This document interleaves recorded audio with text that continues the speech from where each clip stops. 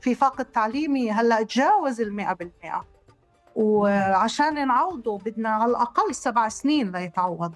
حتى المؤسسة الرسمية يعني الوزارات والجامعات ما بيتعاملوا مع معايير التعليم في ظل الحروب والطوارئ، هن بيتعاملوا مع المعايير العالم كله، الجودة العالمية. مصطلح الإبادة التعليمية هل هو طالع بسياقنا إحنا؟ أول ما نشأ هذا المصطلح نشأ في العراق.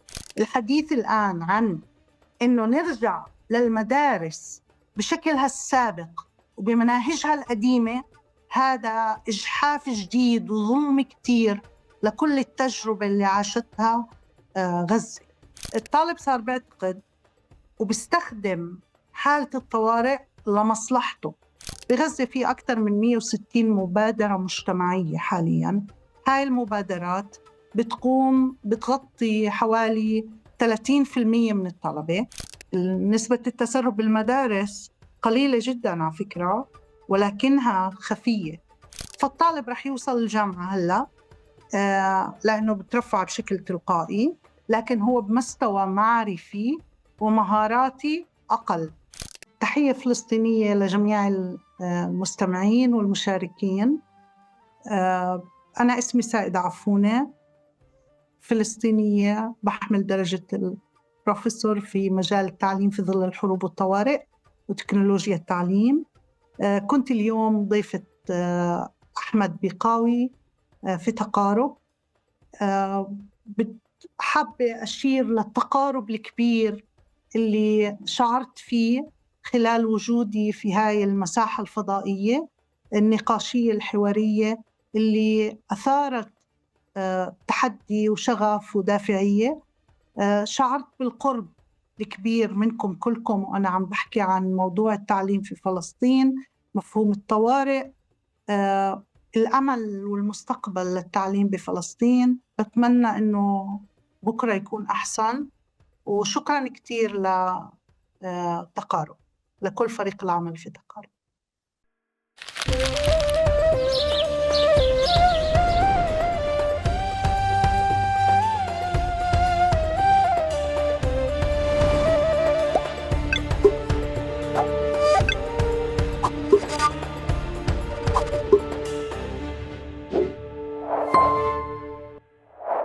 مرحبا وأهلا وسهلا فيكم في حلقة جديدة من بودكاست تقارب. معكم أنا أحمد البيقاوي وضيفتي لليوم الدكتورة العزيزة سائدة عفوني.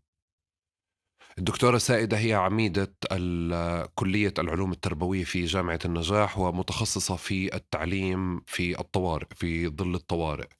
تخصص شوي بساعدنا ندخل في سياق التعليم والعملية التعليمية في فلسطين تحت الاحتلال بشكل غير تقليدي، من مكان تاني، من منظور تاني، من منظور مش مؤسساتي ومعايير دولية لازم نطبقها.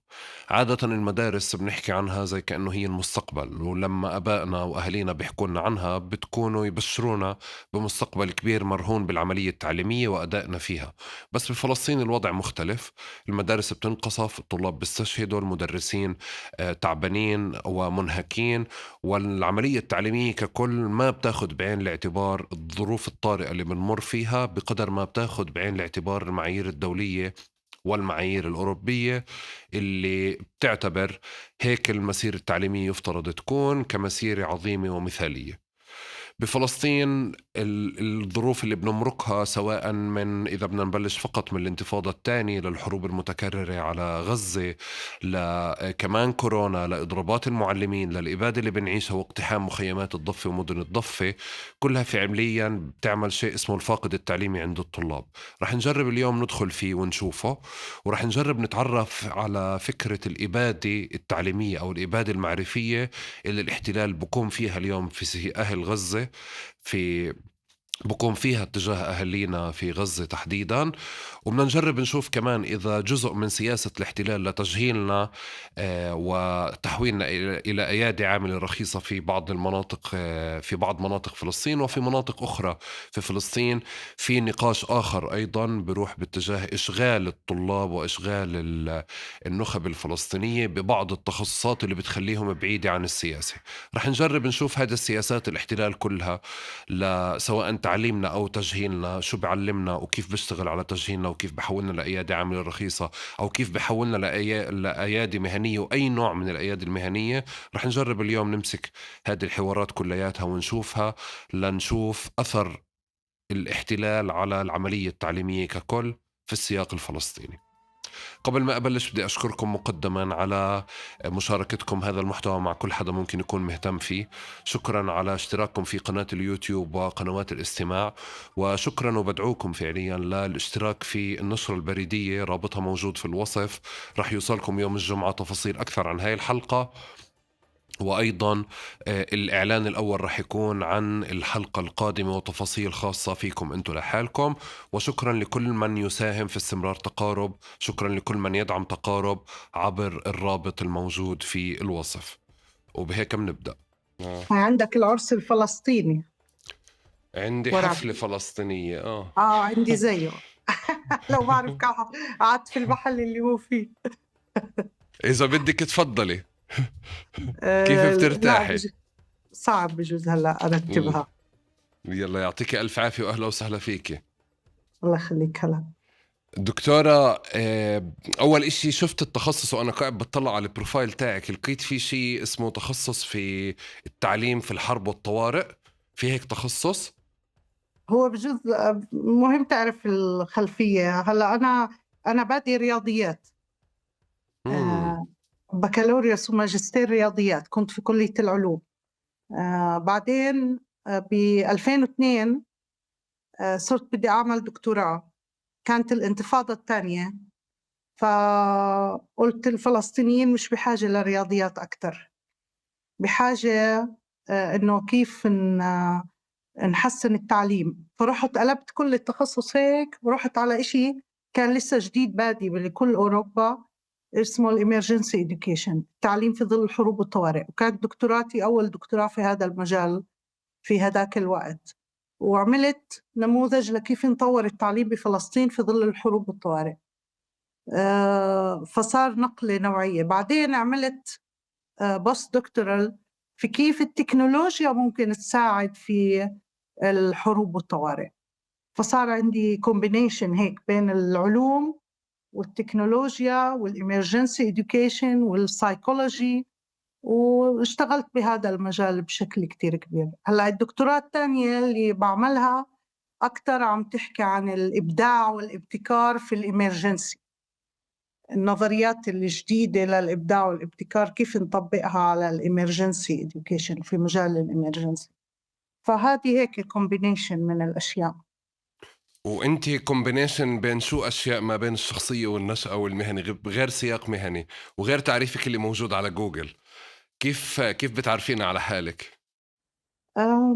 ثائرة لإحداث تغيير للمرأة وللأطفال وللمجتمع بشكل عام. بشوف حالي قوية بضعفي، وضعيفة بقوتي. بشوف حالي مليئة بالأمل والتفاؤل، ويعني دايما ببني أمل لإلي وللآخرين. حساسة كتير على كل قضايا العالم. بحب أعرف حالي مرات في إشي حكى عني حدا تربوي، كتب التقى فيي بالصدفة في المطار، بعدين كتب مقالة عني وقال إنه التقيت بامرأة فلسطينية القلب وعالمية العقل. بحب كتير هاي الجملة. كتب مقالة بهذا المعنى. وفعلا إنه أنا ما بشوف يعني مع كل فلسطينيتي إلا أني بشوف حالي همي ورسالتي عالمية، مش بس عن فلسطين، مع أني مركزة كل الشغل على فلسطين اللي بعمله. بس بعتبر إذا في حدا في العالم بتألم، إذا في فلسطيني بتألم، كل العالم بتألم. وإذا في أي حد في العالم بتألم، إحنا كمان بنتألم. وبعتقد إنه التعليم هو المدخل لذلك. يعني أنا ما بطلع على التعليم على إنه هو مهنتي، أنا بطلع على التعليم على إنه هو إنسانيتي ورسالتي. لأنه التعليم مش وظيفة، والتعليم هو الحياة. فأنا بشوفه من هذا المنظور، وهذا من حسن حظي إنه وظيفتي ورسالتي في الحياة التقوا مع بعض. فهذا عامل لي الشغف وأعطاني يعني قيمة للإشي اللي بعمله، قيمة بتشجعني كل يوم أفيق بكير كتير على 4 الصبح عشان أقرأ أكتر، وعشان أتأكد إني بعرف فاهمة شو اللي بعمله، وعشان ما يعني يغيب عني أي إشي من التطورات اللي عم بتصير حتى أقدر متواصلة أكتر. أنت التخصص تبعك دكتورة بده كتير مواكبة. عن جد. فعمالي بركض هلأ مع الذكاء الاصطناعي، عم بكتب إشي جديد عن كيف الذكاء الاصطناعي والأزمات. يعني كل الناس عم تحكي عن الذكاء الاصطناعي، أنا عمالي بطور إشي كيف الذكاء الاصطناعي يمكن إنه يساعد في الأزمات، وكيف ما يكون هو الأداة اللي بتقتل الحقوق في الأزمات. كمان هاي من النقاط الخطرة، لأنه هو سلاح ذو حدين. إذا الناس اللي تحت الأزمة أساءوا استخدامه نتيجة لعدم وعيهم وعدم تركيزهم ونتيجة التوتر اللي بيعيشوه، قد يكون هو سلاح ضدهم. إمم، فهذا إمم، باب جديد كمان. إمم. وبسياق بذات السياق ذكرت من شوي فلسطينيتك. إذا بدي أسألِك فلسطينيتك إمتى بلّشت؟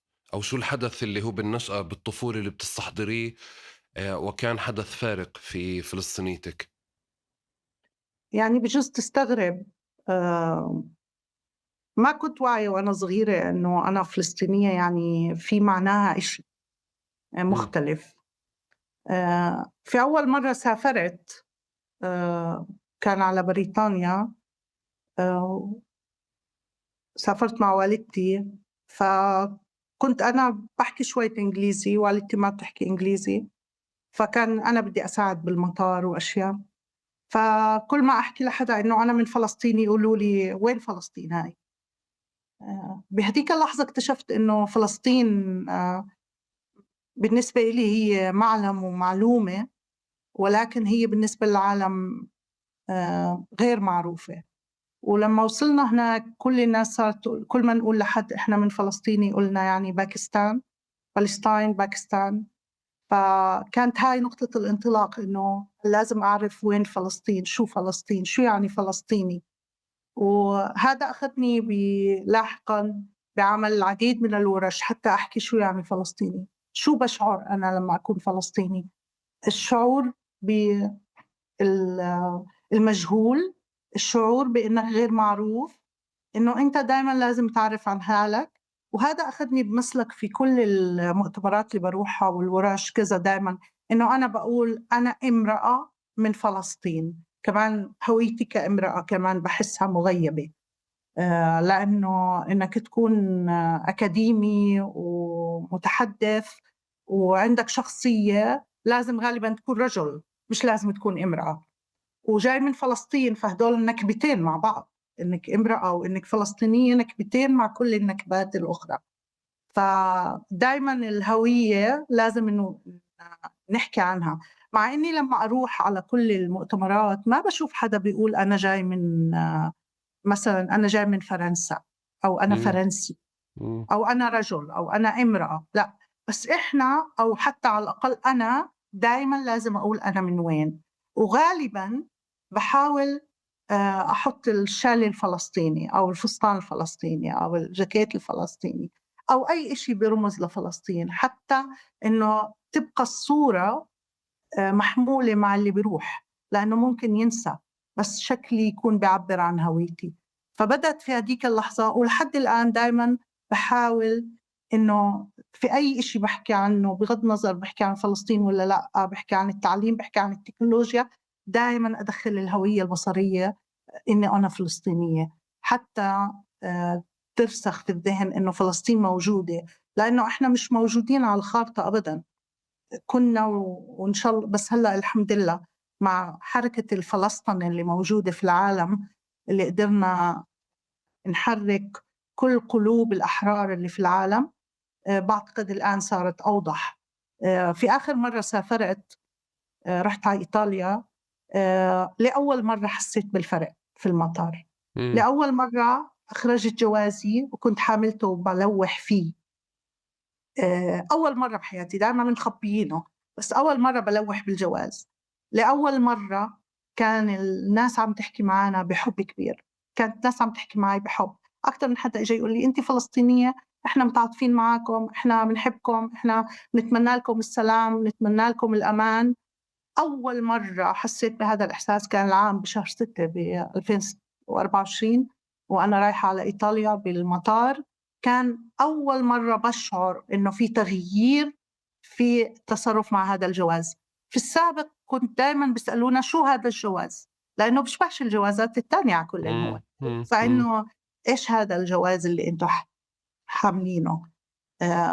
فبعتقد إنه يعني حتى التطور للفلسطيني صار في تطور إيجابي كتير كبير، رغم كل الألم، رغم كل التحديات، رغم كل القهر والظلم، إلى أنه بعتقد إنه إحنا بالاتجاه الصحيح نحو البقاء بكرامة. دكتورة، شو بيعرف الطوارئ؟ حلو السؤال. الطوارئ قد تكون احتلال، قد تكون استعمار، قد تكون زلزال، قد تكون وباء كالحادث يعني اللي صار بكوفيد. فهي يعني علميا الطوارئ حالة من اللا طبيعية نتيجة لتدخل إما طبيعي أو بشري. ممكن يكون عبارة عن اقتتال أو حرب أو احتلال أو صراع داخلي، نزاع داخلي بين المجموعات البشرية، أو إنه عبارة عن كارثة طبيعية خارج عن إرادة البشر زي الزلازل والفيضانات والطوفان وكل هاي الأشياء، أو أزمة صحية زي وباء بصير في وباء زي الكورونا مثلا لما صارت. كل هاي يعني تقسم لهاي الثلاث أنواع الطوارئ. يعني بفلسطين عندنا عدة أنواع من الطوارئ، لكن الهم الأكبر هو الاحتلال اللي طال كتير. طيب والتخصص اللي درستيه التعليم في الطوارئ أو في ظل الطوارئ، وين بلش أو شو الدافع له أصلاً؟ بصراحة الدافع له لما ب2002 كان لا بدأ ب1986 قبل لسه وأنا بخلص بالمدرسة. ورحت على الجامعة، جامعة نجاح أدرس. كنت متفوقة كتير وكان عندي أحلام كتير كبيرة إنه بدي أخلص ب3 سنين المدرسة الجامعة، وبدي أكمل بسرعة، وبدي أعمل خلال يعني كانت خطتي إنه خلال 6 سنين أكون بلشت الدكتوراه. في الرياضيات طبعا كنت بهذاك الوقت بدي أعمل. خلصت أول سنة بالجامعة ومشيت على خير وكان كل شيء تمام. مع بداية 87 88 أغلقت كل الجامعات الفلسطينية لمدة 5 6 سنين. وهون بديت أفكر إنه إحنا إيش اللي عماله بصير. طبعا قبل هيك وإحنا صغار كان يصير منع تجول، كان يصير إغلاقات لبعض المدارس، بس ما كانت حالة كبيرة أو أنا ما شهدتها بهذا الحجم. لكن بال87 88 بديت لما سكرت الجامعة حسيت بالقهر، القهر الكبير إنه أنا كل أحلامي تعطلت.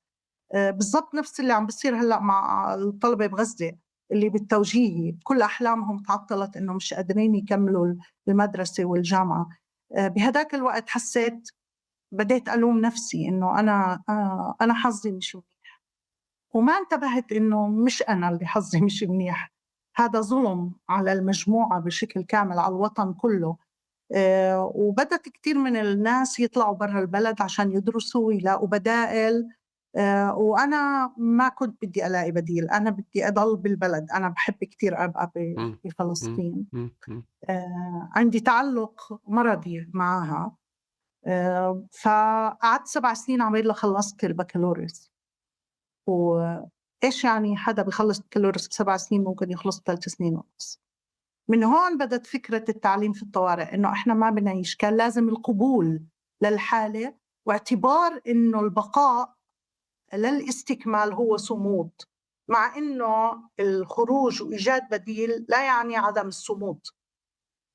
لأنه كمان واحد من السيناريوهات إنه الواحد يسافر ويروح يلاقي حل، آخر، وكتير من الناس عملوا هيك، وطبعًا هذا مقبول جدًا، لإنه كل إنسان حسب شو ظروفه وشو إمكانياته وشو قدراته وكيف تعلُّقه.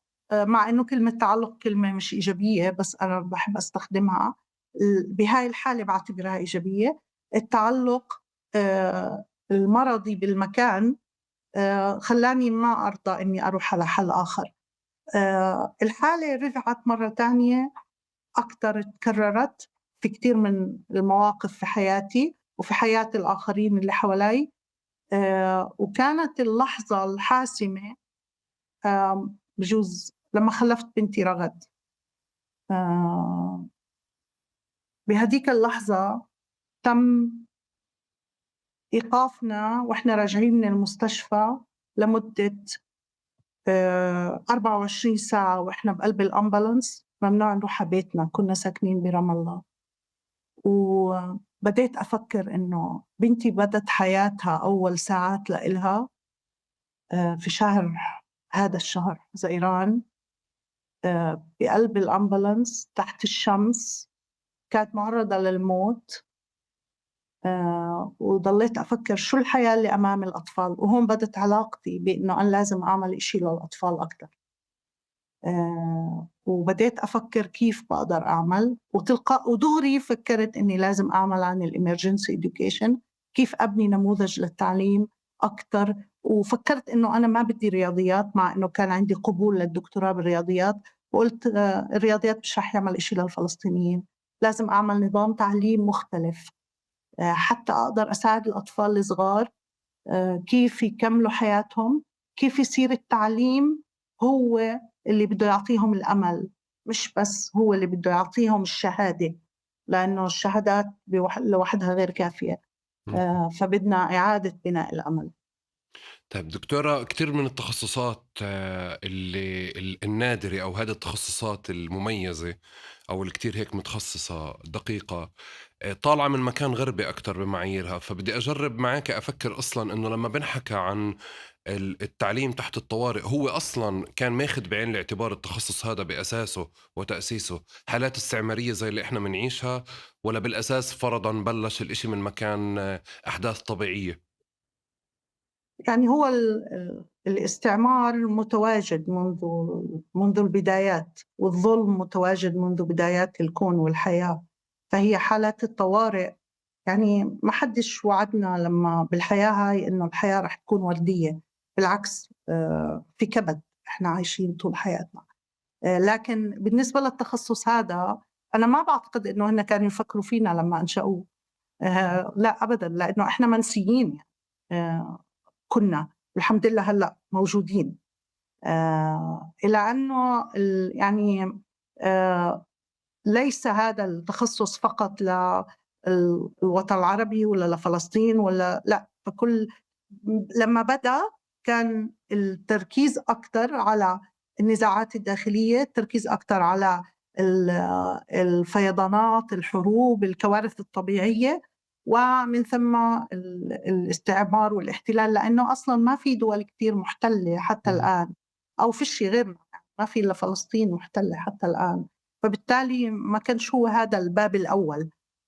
في أبواب متعددة. في كتير من الدول فيها نزاعات داخلية، في كتير من الدول فيها يعني انشقاقات، وهذا أو يعني بعض العنصرية كمان بزبط هناك هذا التخصص، بالإضافة للأهم شيء الكوارث الطبيعية اللي كتير موجودة في العالم وبتأثر كتير بشكل كامل على التعليم. اوكي. طب في مصطلح دكتور صادفني وانا عم يعني بقرا عن الحلقه اللي هو الاباده التعليميه. فمن هون جاي أصلا، يعني جاي سؤالي بالأساس إنه المصطلح هذا هو نتج فعليا نتيجة الواقع اللي موجود فيه غزة اليوم والإبادة اللي موجودة فيه نتيجة تدمير ما يقارب أكثر من 95% من المدارس. آلاف الطلاب استشهدوا، عشرات آلاف الطلاب الجامعيين فعليا حرموا من استكمال تعليمهم، وهذا فيه له نتائج. بس مصطلح الإبادة التعليمية هل هو طالع بسياقنا إحنا ولا سبق في حالات سابقة ما قبلنا؟ صحيح، وكتير يعني خلّيني أنوّه أول شيء في أكثر من مصطلح: الإبادة المعرفية، الإبادة التعليمية، الإبادة الثقافية. أول ما نشأ هذا المصطلح نشأ في العراق أثناء حرب العراق، لأنه تم إبادة كاملة لكل الممتلكات الثقافية والتربوية والتعليمية والمكتبات والجامعات أثناء الحرب على العراق. فهناك بدأ المصطلح، وهناك انذكر أول مرة في الأدبيات البحثية. أنا بحاول كتير أستخدمه حالياً، وبعض الزملاء لإلي والزميلات في العالم بيستخدموه، وبنحاول نجسده كمصطلح ليتم استخدامه حالياً، لأنه وصف الأشياء بمسمياتها زي كيف الإبادة، ما يحدث بغزة هو إبادة، ما يحدث فيما يتعلق في التعليم والمكتبات والمتاحف والعملية التعليمية هو إبادة معرفية حقيقية. يجب وصف ما يحدث بغزة بهذه الطريقة. فبالتالي أعدنا إحياء المصطلح كعملية لمحو الذاكرة الفلسطينية في هذا المجال. فبتمنى إنه الكل يستخدمه بهذا السياق، مع إنه مش كتير عمال يستخدم، لكن أنا من الناس اللي عم بستخدمه في الكتابات وكمان في أي لقاءات. مهم جدا دكتورة، ممكن تساعدينا نفهم شو يعني إبادة مكانية، عفوا، إبادة مكانية في سياق إعادة الإعمار أكثر يمكن. صحيح.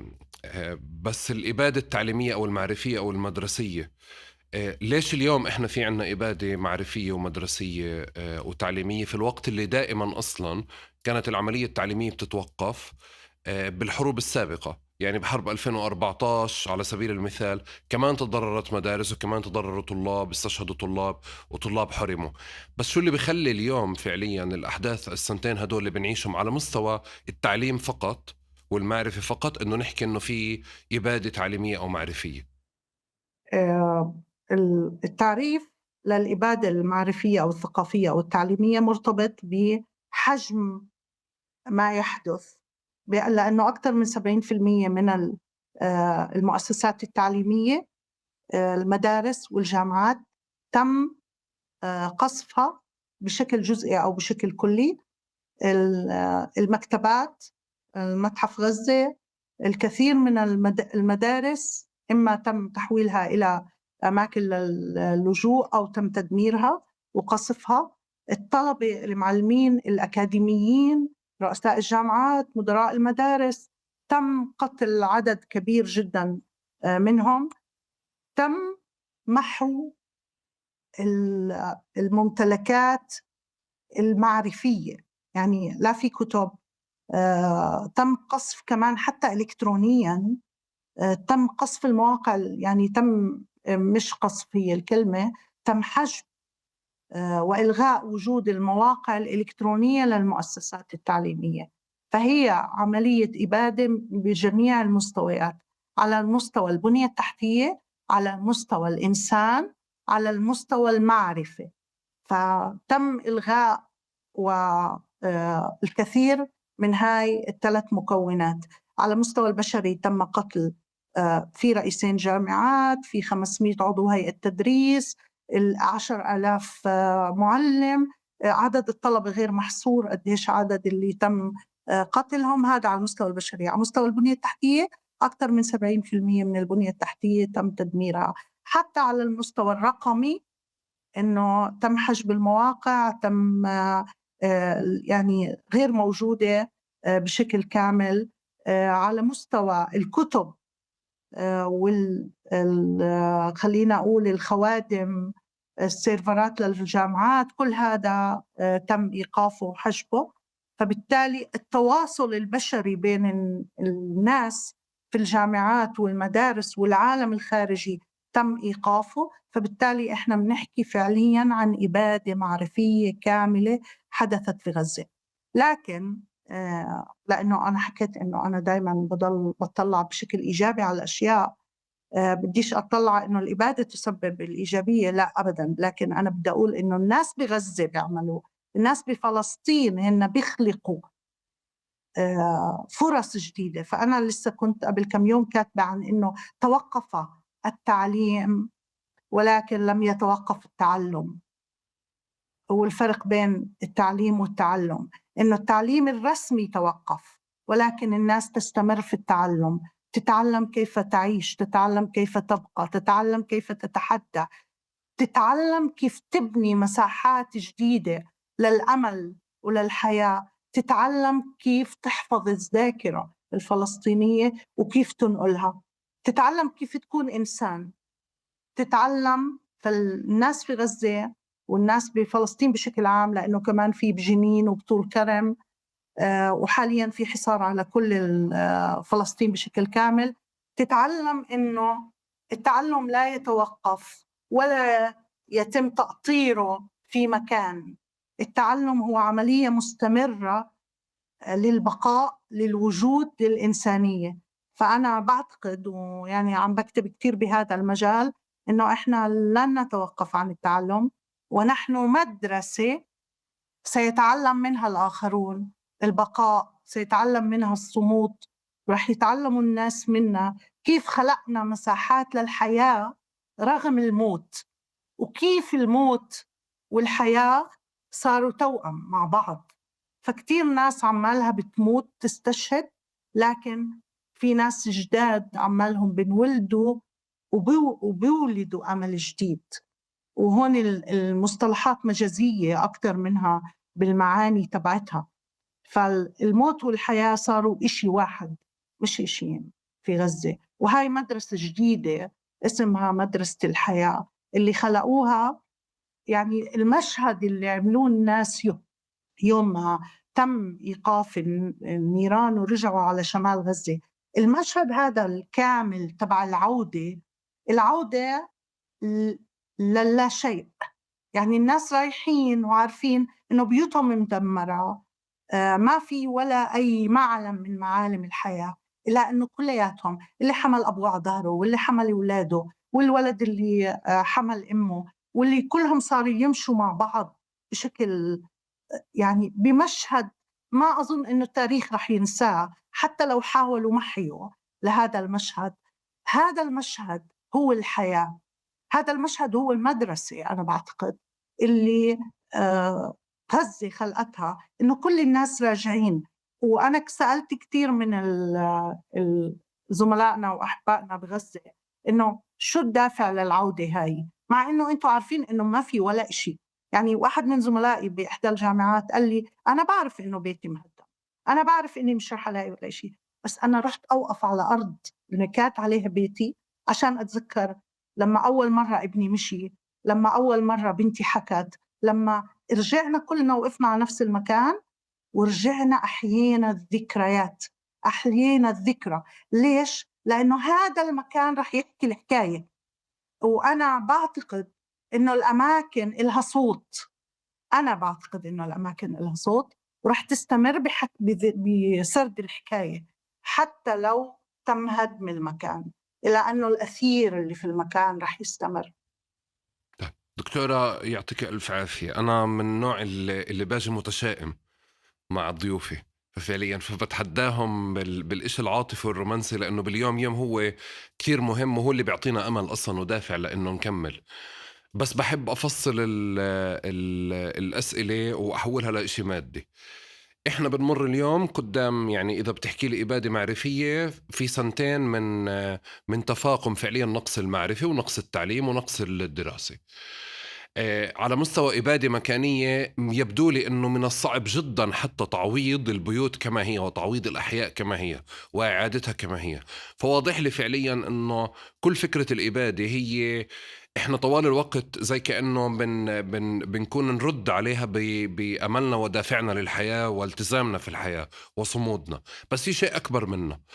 إذا بدي أجي أحكي فعليا اليوم على نقاش التعليم أو الفاقد التعليم أو المعرفة اللي بنحكي عنه، هل يمكن تعويضه قبل ما نفوت بأي تفاصيل؟ وهون يعني شيء، السنتين لما طالب بفوت عليه سنتين بسياق غزة، أو سنة بسياق فعليا انتفاضة تانية، أو سنتين كورونا، أو أشهر في إضراب معلمين، هل يمكن تعويض الفاقد؟ لا، أنا ما بدي أروح على التشاؤم اللي أنت فيه، أنا بدي أضل بالتفاؤل. لا أنا مش متشائم. ليش؟ لا ليش؟ لا بلاش تشاؤمي يدعوك إنك تصيري متفائلة ونصفي فعليا من رضا بعض. لا إحنا بدنا لا لا، نقاش بدناش أصلا نرضى يعني بعض. هلأ حالة من الإجابات، قصدي ما بين بعيدا عن التشاؤم والتفاؤل، شيء موضوعي أكثر. تفضلي. آثار العدوان على التعليم في غزة لا يمكن إنكاره ولا يمكن التفاؤل بشأنه. هو واقع. المدارس كلها مسكرة. أكثر من يعني 600 ألف طالب تعطلوا عن التعليم الرسمي لمدة عامين. أكثر من 90 ألف طالب توقفوا عن التعليم الجامعي لمدة عامين. المعلمين الكثير منهم بيعاني من مشاكل لها علاقة بالصدمة. بعض منهم تم استشهاد، بعض منهم انجرح، تم النزوح لعدة مرات. كل هذا يعني 100% موجود، وطبعا ولا يمكن إهماله أو إغفاله أو إنه نغمض عينينا إنه لا ما في تأثير. ولكن بنفس الوقت يعني في فاقد تعليمي رسمي أكيد. في مهارات وكفايات كان لازم يكتسبوها الطلبة ما اكتسبوها، أكيد ما اكتسبوها. متعلقة للأطفال الصغار على فرض من صف أول لصف رابع، مهارات متعلقة بالرياضيات والحساب بالقراءة والكتابة ما اكتسبوها أكيد. أطفال هلأ بصف 10 بيعرفوش يكتبوا، بجوز يطلعوا بالآخر. ولكن بنفس الوقت في حالة تعلم أخرى حصلت مختلفة جداً. لما المعلمين والأطفال انوجدوا بنفس المدرسة كمركز للإيواء لهم ما سكتوا، فتحوا تجمعات للتعلم. الأم لما نزحت، واحدة من الأمهات لما نزحت حملت الإشي الوحيد اللي أخذته معها شنطة الكتب تبعت أولادها، وبالخيمة قاعدة تستمر بتعليمهم. أنا ما بدي أقلل من قيمة ما يقوم به المعلمون كمبادرات والآباء، مقابل على المستوى الرسمي في فاقد تعليمي هلأ تجاوز 100%. وعشان نعوضه بدنا على الأقل 7 سنين ليتعوض. أصلاً في فاقد تعليمي. أنا قمت بدراسة قبل العدوان على غزة، وحسبت الفاقد التعليمي الناتج عن الإغلاقات المتكررة، الناتج عن إضراب المعلمين، الناتج عن الاحتلال، الناتج عن منع التجول وكل هاي المناطق. كان قبل 2023 الفاقد التعليمي 70%. تخيل، هذا قبل. الآن في غزة وفي مخيم جنين وفي طول كرم الفاقد التعليمي تعدى 100%، وتعويضه يحتاج إلى الكثير من السنين. ولكن العودة للمدرسة مش بس هو التعويض، لأنه إحنا بنحكي عن بنية شمولية للإنسان. هو الإنسان في فترة معينة في كفايات معينة بده يكتسبها. كمان في الإشي الأهم اللي هي الصلابة النفسية والبنية مش بس البنية الجسدية، كمان الصلابة النفسية والتأثير الصدمة على الأطفال. طبعاً الأطفال والكبار وإحنا كمان نتأثر مع الصدمات بطرق مختلفة. كيف يتم تقوية الإنسان هذا ودعمه نفسي اجتماعي حتى يقدر يستمر، وكيف الأطفال هدول اللي فقدوا ليس فقط فقدوا سنوات من التعلم، لكن فقدوا فرصة في العيش بشكل طبيعي، كيف إنه يعيشوا بأسرتهم ويلعبوا ويبتسموا، وتعرضوا لحالة من مشاعر الفقدان، مشاعر عدم الأمان، مشاعر النزوح، مشاهد هول المشاهد اللي شافوها من سقوط البيوت، من القتل، من الاستشهاد، من الناس اللي على الأرض تحت الركام، الأطفال اللي يعني الطفلة الصغيرة اللي كانت تقول انقذي أمي قبل ما تنقذوني، قبل ما تطلعوني من تحت الركام. هاي إيش بده ينسيها؟ لو تروح على كل مدارس الدنيا ما في إشي راح ينسيها إنه كل عيلتها راحت تحت الركام وهي الوحيدة اللي طلعت. طبعاً غير إنه إحنا نشتغل معها بطريقة تانية. هون ما بلزمني أنا أعلمها كيف تقرأ وتكتب، بلزمني أتعامل مع كيف قدرت تفضل أفهم أول إشي نفسيتها، كيف قدرت تفكر إنه لازم أمها تنقذ قبلها، فهي وجودها مرتبط وكيانها بوجود أمها الآن اللي فقدته، وبنفس الوقت كيف أعطيها أدوات للاستمرار بالحياة بكرامتها العالية، طبعا كرامتها لأنها هي صمدت وبقيت، وبنفس الوقت كيف أزودها بأدوات لتقدر تستمر وتروي الحكاية، تروي مشاعرها بهديك اللحظة، تروي الحب اللي فقدته، تروي الخوف اللي عاشته وهي تحت الركام. شو المشاعر؟ الخوف. تروي لحظة حصولها على القوة لتقدر تحكي وتصيح وتقول لا انقذوا أمي قبلي. فهاي بعتقد إحنا بحاجة يعني عشان نعمل فقد تعليمي ليس على المستوى الرسمي. الحديث الآن، وهون كمختصة بالطوارئ، الحديث الآن عن إنه نرجع للمدارس بشكلها السابق وبمناهجها القديمة، هذا إجحاف جديد وظلم كتير لكل التجربة اللي عاشتها غزة، لأنه العودة زي كأنه ولا إشي صار، والتعامل معهم ونبدأ نعلمهم الحروب الصليبية وكيف كيف نصلي وكيف يعني كل ما هو موجود داخل، وقديش جدول الضرب. كل هاي الأشياء بحالتها السابقة لا تصلح الآن للتعليم في غزة. إحنا بحاجة لأولويات جديدة حتى يتعلموها، ومناهج جديدة مختلفة كتير عن السابق.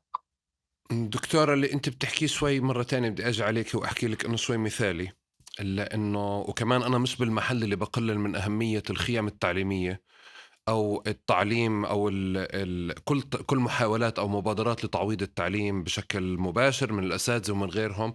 وبالنسبة لي اقر بانه التجربة اللي بيعيشوها اطفال غزة على سبيل يعني تحديدا، غير لسه اطفال مخيم جنين او مخيمات طول كرم تحديدا، بالضبط انشأت عندهم قدرات ومهارات لا منهجية بالضرورة، احنا ما بنقدر ننكرها وشايفين الاشي هذا بالصحافة والاعلام.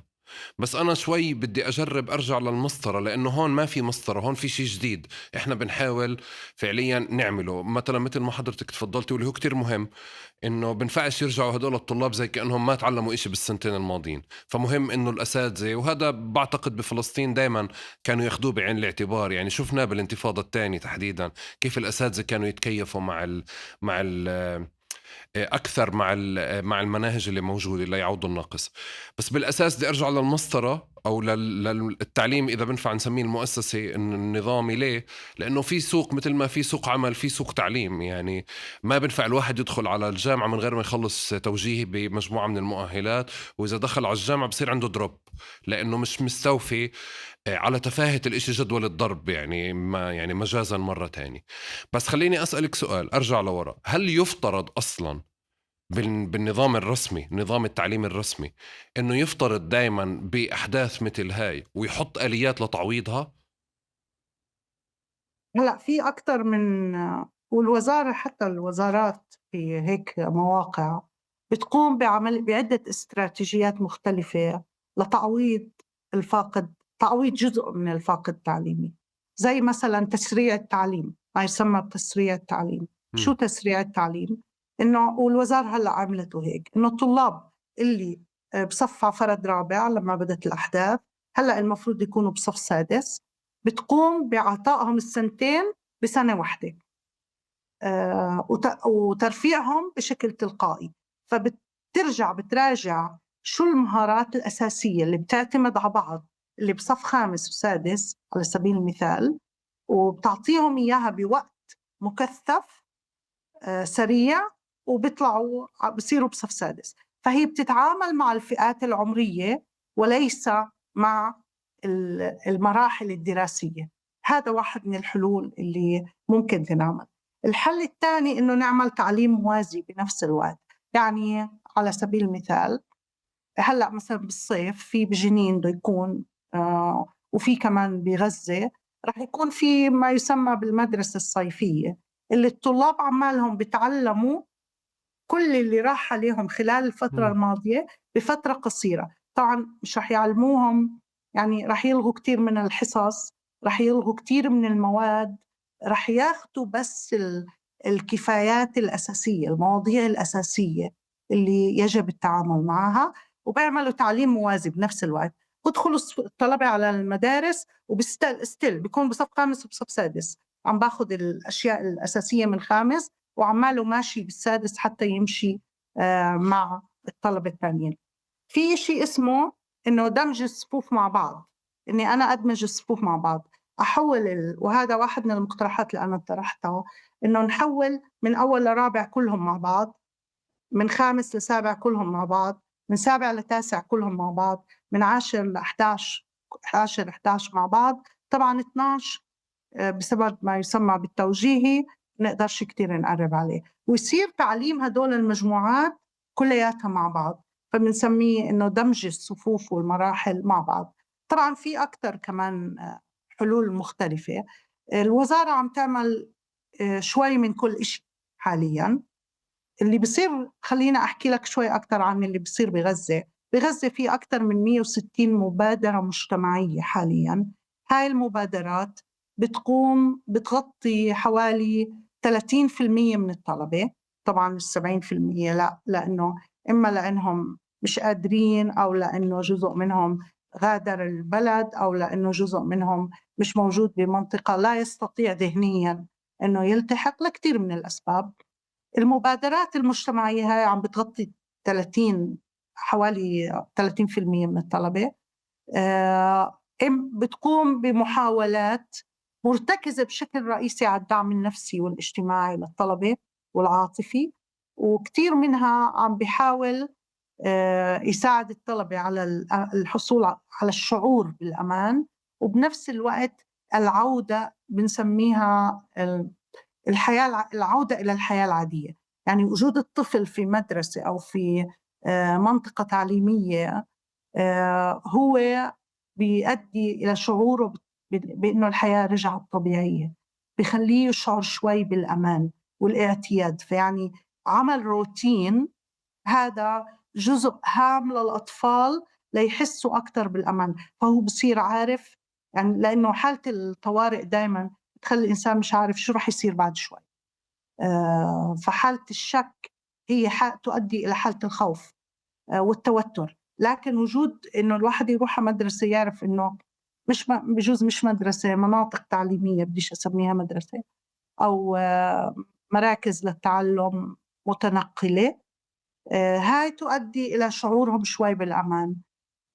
فأنا مع إنه نسلط الضوء كمان على كل المبادرات اللي عم يقوم فيها المجتمع بشكل رائع وجميل، بغض النظر إنه نتائجها مش كتير، يعني ما رح تؤدي لتعويض الفاقد بأكثر من نسبة، أنا بالنسبة إلي من 10 ل 15%. لكن وين المشكلة الحقيقية الحالية؟ إنه وزارة التربية والتعليم ما عم تطلع عليها إنها فرصة هاي المبادرات، ولا عمالها تؤدي إنه تستخدمها لأغراض الترفيع.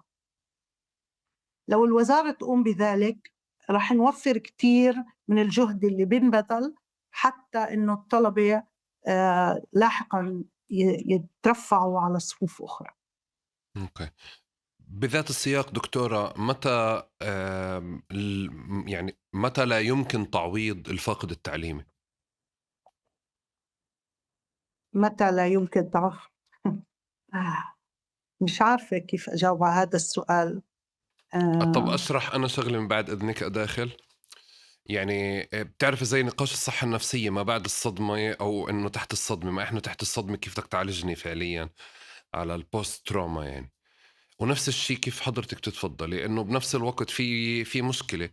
الآليات اللي موجودة هي بتفترض إنه في حدث زلزال صار وقفنا لمدة أشهر كيف بدنا نعوضه، أو فعليا في حرب بدنا نوقف عليها. بس لما مسيرتي التعليمية كلها قائمة على هاي الأحداث، بتصفي الاستراتيجيات أو التكتيكات اللي تفضلتي فيها مش كتير بتساعد، لأنه في مسار تعليمي طويل قائم على العقبات والعراقيل.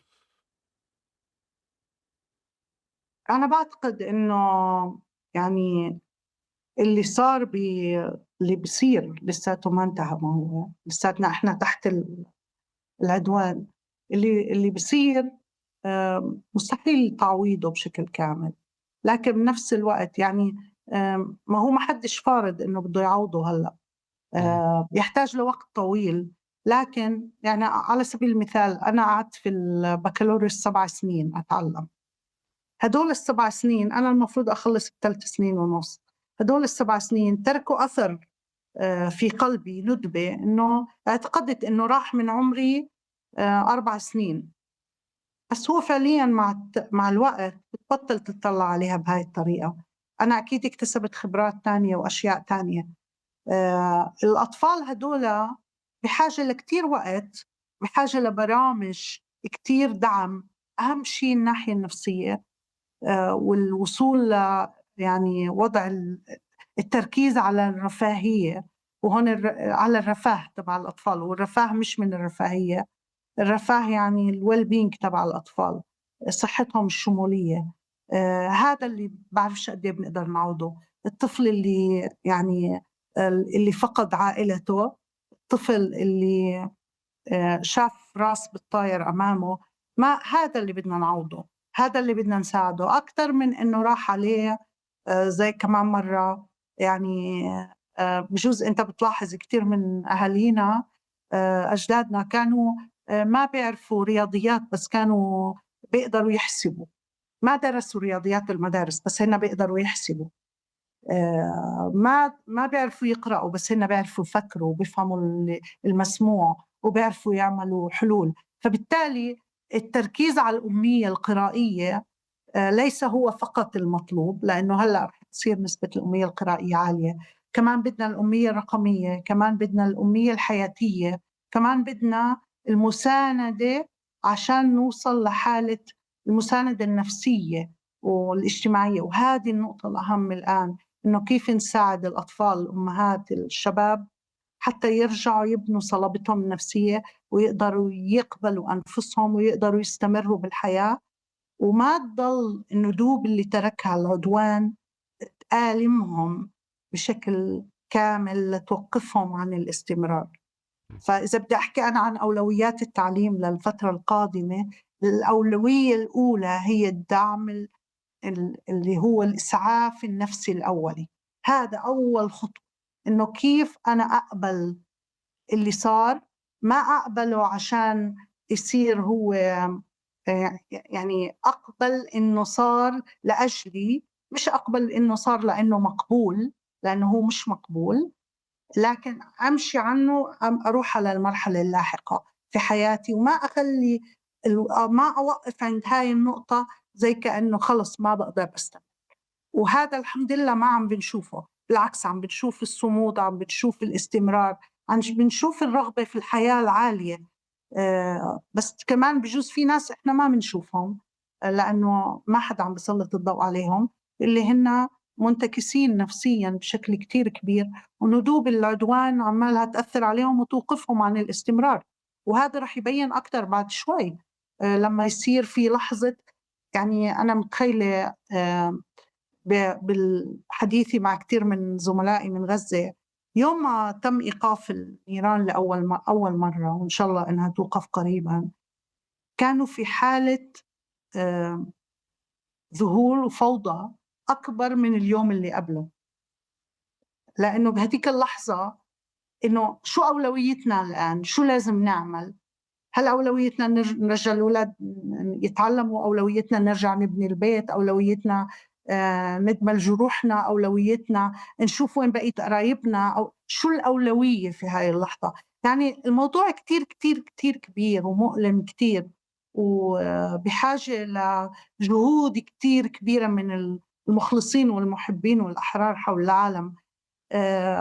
مش بس يعني في ناس كتير بحاجة بيقولوا إنه في آخر الشهر الماضي كنت في مؤتمر لإعادة إعمار غزة كان في قطر، فكانوا يحكوا إنه قديش إحنا بحاجة لبنية تحتية، قديش بحاجة لبيوت، قديش بحاجة لمدارس، قديش بحاجة. أنا كان همي مش قديش إحنا بحاجة للفلوس، قديش بحاجة لشو الفكر اللي بدنا نعيد بناؤه. إحنا ما بدنا نعيد بناء غزة لترجع بس غزة اللي كانت، بدنا ترجع غزة أحسن كانت بطريقة مختلفة، ليس ضمن الفكر العالمي ولكن ضمن الفكر الفلسطيني. وهاي هي النقطة اللي أنا خايفة منها.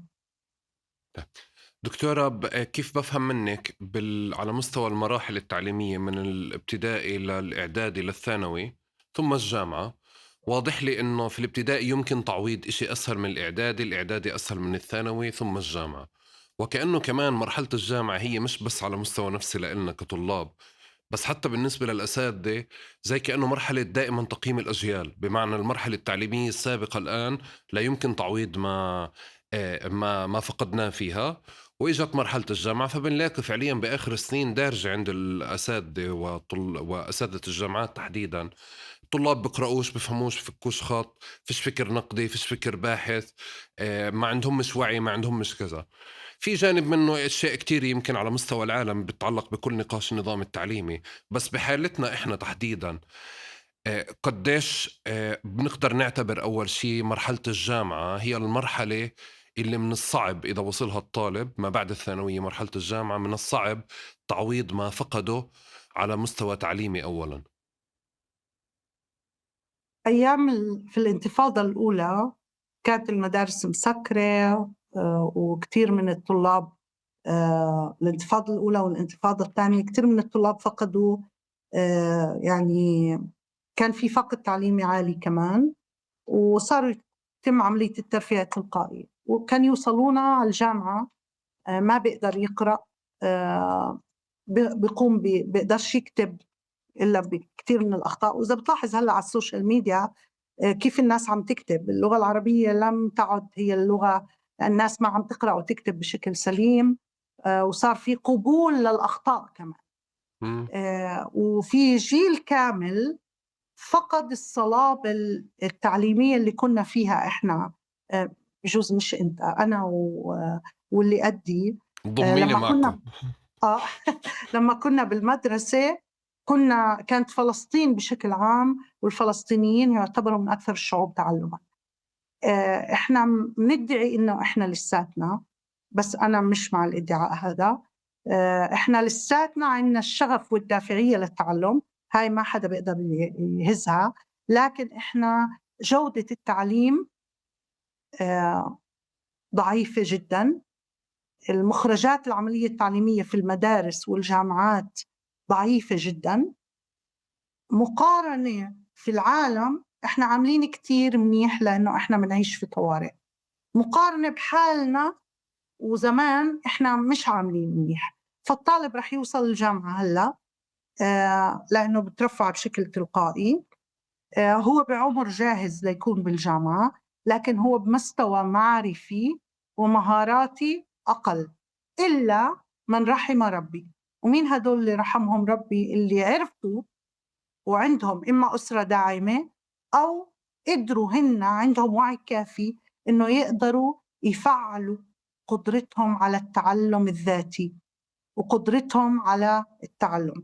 حاليا العالم كلياته موارد، خلينا ما ننسى هاي القصة، وكلها موارد مفتوحة ومصادر تعلم مفتوحة، مع وجود الإنترنت، مع وجود كتير من المنصات الإلكترونية اللي أنا وياك بنقدر هلأ نتعلم البرمجة، بنتعلم فرنسي، بنتعلم أي لغة بدنا إياها أو أي موضوع بدنا إياه لوحدنا وبشكل مجاني. وكتير من طلبة غزة حالياً أنا بتواصل مع طلبة التوجيهي، بتعلموا قاعدين كيف يكتبوا مثلاً السيرة الذاتية لهم، بتعلموا لغات أخرى، كيف بتعلموا اللغة الإنجليزية عشان بشكل أكتر حتى يقدروا يقدموا لمنح. كتير منهم عماله بتعلم كيف يساعد حاله يتأقلم، يعني بيعمل دعم نفسي له، مع وجود كل التطبيقات، مع وجود الذكاء الاصطناعي، مع وجود الإنترنت والمصادر التعليمية المفتوحة. وهذا هو الحل على كل، هذا واحد من الحلول، إنه كيف لما ترجع الدنيا أحسن كيف نفعل القدرة على التعلم الذاتي، وكيف نفعل قدرة الإنسان كيف يتعلم لوحده باستخدام الموارد التعليمية المفتوحة، لأنه ما بنقدر نعوض من خلال المدرسة فقط أو الجامعة. هلأ كتير من طلاب الجامعة بيروحوا بيتعلموا برمجة لوحدهم وبوصلوا وبجوز بيشتغلوا وهن لساتهم بالجامعة من هذا التعلم، الكورسات الصغيرة اللي هو المايكرو ليرنينج. هاي هي الفرصة الموجودة حاليا أمامنا لتعويض الفاقد، إنه نوعي ونوفر ونعلمهم. أول إشي نركز على صحتهم النفسية، الإشي الثاني نوفرهم تطوير مهاراتهم في مجال تعلم كيف تتعلم أو التعلم الذاتي، والإشي الثالث نورجيهم وين هاي المصادر التعليمية المفتوحة، بالذات المجانية منها، موجود منها كتير كتير عبر منصات زي كورسيرا، زي إدراك، والعديد من المنصات. إذا بدي أفترض إنه الجماعات الفلسطينية بتعرف تتعاطى مع ظرف الطوارئ، لأنه هي كمان يعني بنت أو بذات سياق ظرف الطوارئ عايشين معنا، بس إذا بيطلع فعليا طالب من طول كرم أو من جنين عام 2025 أو بروح على الجامعة الأردنية على سبيل المثال في الأردن، أو بيطلع فعليا على جامعة في بريطانيا، شو إذا كيف بدك توصفي لي كأستاذة فعليا ما ينقص هذا الطالب مقارنة بزملائه داخل الفصل اللي عاشوا بظروف طبيعية؟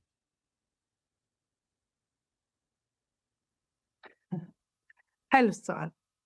حلي أه أيامك، شكرا. بعتقد الطالب هذا بنقصه الإحساس بأنه عاش بأمان، لأنه يعني بدي أقول لك شغلة، إنه إحنا الفلسطينيين دائما بننسى إنه إحنا تحت الاحتلال، دائما بنحاول نعيش إنه إحنا عايشين منيح. فبتلاقي حتى المؤسسة الرسمية، يعني الوزارات والجامعات، ما بيتعاملوا مع معايير التعليم في ظل الحروب والطوارئ، هن بيتعاملوا مع المعايير العالم كله، الجودة العالمية. وبالتالي هون الجاب الموجودة، هون الفجوة الكبيرة اللي بنعاني منها بفلسطين، إنه إحنا عايشين في عدوان مستمر وعايشين تحت الطوارئ، ولكن إحنا بنتعاطى مع المعايير العالمية زي للناس اللي عايشة بأمان وسلامة. فهون إجت الفجوة عنا كفلسطينيين كلنا، إنه إحنا بنقعد نقارن حالنا قديش أوكي اللي جابوا طالب بيطلع عنا قوي كتير على كلن، لأنه مثلا قارن طالب جايب 90 من فلسطين مع طالب تاني جايب 90 من دولة أخرى، رح تلاقينا أقوى. ليه؟ لأنه شغفنا دافعيتنا للتعلم أعلى. ولكن بعرفش قديش إحنا ثقتنا بنفسنا عالية، لأنه جزء من ثقتنا بنفسنا هي الدفاع عن حالنا، الدفاع عن وجودنا من خلال ثقتنا بنفسنا. فبتلاقي الفلسطيني عنده شوية بديش أقول عنها غرور، مش غرور، لكن لأنه مظلوم وبينكر الظلم اللي هو واقع عليه، هو دايما بحط حاله بموقف إنه هو الأقوى، ولأنه بيعمل هيك هو بصير قوي. فعشان هيك الفلسطينيين وين ما يروحوا، هاي أنت مثال كبير، وين عم مثبتين حالنا ومتواجدين بشكل كتير كبير، وين ما نروح بننجح، لأنه النجاح هو جزء من هويتنا. إحنا بدنا نثبت حالنا من خلال إنه ننجح. هو خلينا أقول لك استراتيجية وقائية للدفاع عن النفس كناس مظلومين. أنا تفسيري إلها هيك.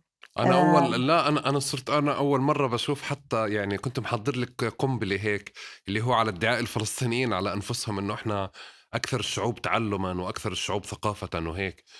بس هلا أخذته بسياق اللي هو نفي الجهل أو نفي الفقدان أو نفي الحرمان اللي إحنا عشناه، واللي أنا بالضبط. فعليا لما بدخل على جامعة ولا بدخل على سياق تعليمي مع طلاب آخرين والمدرس بصير يتعامل معي انه هدول فلسطينية برحموش بالتعليم وبدرسوا وبشد حالهم ولانه بحافظوا على هويتهم وكذا، فانا كمان فعليا يعني بلبس هذا الدور بالكامل وباخده لاخره مضطر، يعني خاصة يعني هلا انت نفختيني كمان مرة تقولي لي مثلك فعليا مثبت حالك في كل مكان، حطيت علي مسؤولية اضافية اللي ذاتها لما بسياقات الجامعة كنا نكون بحالة لما ينحكى عن الفلسطينية ناخد الدور لاخره ونفتخر يعني فعليا كفلسطينيين بأنه جبنا علامات عالية يعني.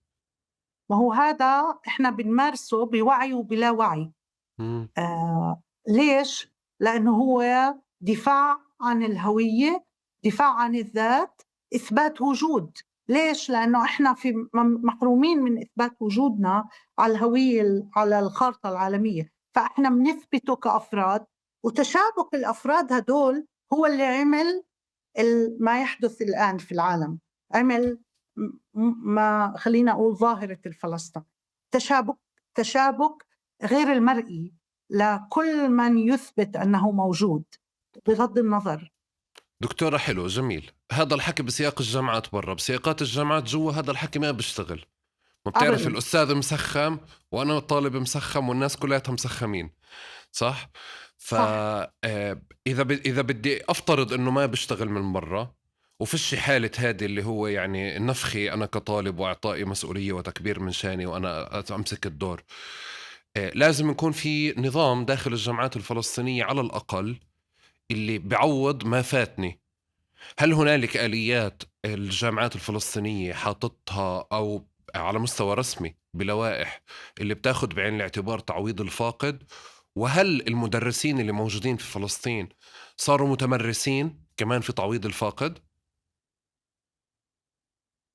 بعتقد أنه ما في سياسة لتعويض الفاقد، لكن في سياسة لإيجاد استراتيجيات وبدائل لاستمرار العملية التعليمية. يعني على سبيل المثال اليوم امبارح سكروا كل المناطق في داخل فلسطين، الطلاب كلياتهم روحوا، أوقفوا الامتحانات، أوقفوا كل العملية التعليمية وحولوها إلكترونيا. فهلأ كان التعليم وجاهي، صار التعليم إلكتروني. هذا واحد من البدائل. الامتحانات كانت وجاهية، هلأ بتصير إلكترونية.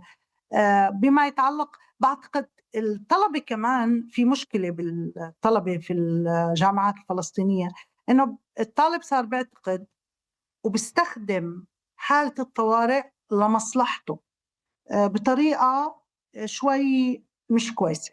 كيف؟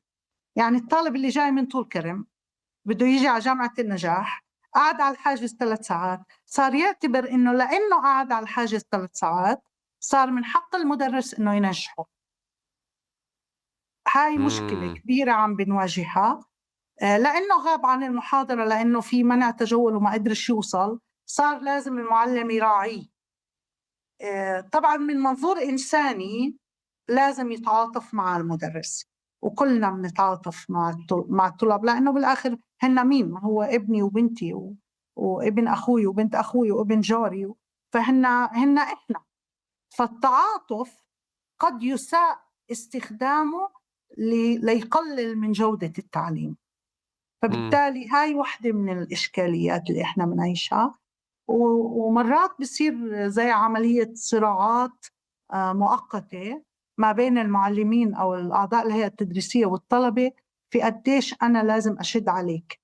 المعلم الواعي إنه أنا بدي أشد عليك لأنه أنت فلسطيني، لازم تبيض وجهنا وين ما تروح، بكرة بدك تطلع برا، بدك تكون قد الحمل، بدنا نقول إنه جامعة إكس هي جامعة منيحة كتير وهكذا. الطالب بيعتقد في هاي الحالة إنه هو انضغط عليه مع كل، والمعلم هذا مش عم بتعاطف مع كل الحالات.